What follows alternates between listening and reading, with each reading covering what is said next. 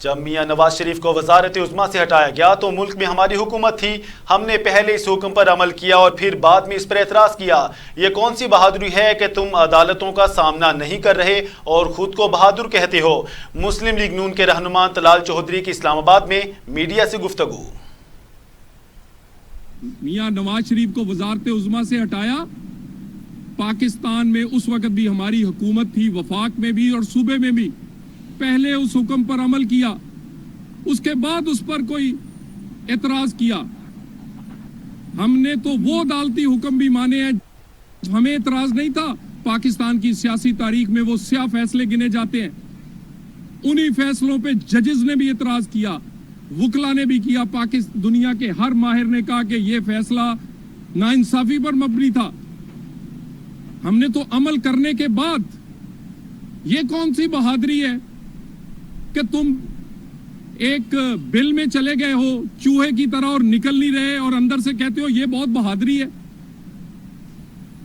ये बहादुरी नहीं है, ये तो तुम्हारा असलपन है। और यहां पर ये आप लाहौर के मेरे भाई जानते हैं, जो लोग गिरफ्तार हुए हैं वो लाहौर के नहीं हैं, वो लाए गए हैं। वो कहां से लाए गए हैं? हैरान कुन इंकशाफात है कि वो लोग उनके देखे वो हैं, आए कहां से हैं? ट्रेंड हैं। हाँ, वो ट्रेंड लोग हैं और ऐसे लोग ही जो अंदर छुपे हुए हैं, इन्हीं इंटेलिजेंस रिपोर्ट्स पर अदारे मोहतात हैं। खान साहब का क्या मसला है? कोई एक्सीडेंट से फौत हो जाए तो खान साहब शहीद बना लेते हैं। वजीराबाद में अपने गनमैन की गोली से अपना कारकुन मार के फिर उसकी लाश उठाकर ले आते हैं। और यहां क्या भला था कि अपने किसी एक आध को अपने घर के अंदर से मार के तो फिर ये वावैला कर देते। ये मैं दोबारा कह दूं, आज पूरे ये पिछले 24 घंटे में अगर कोई एक चीज नहीं जाग सकी तो वो इमरान खान तुम्हारा ज़मीर है।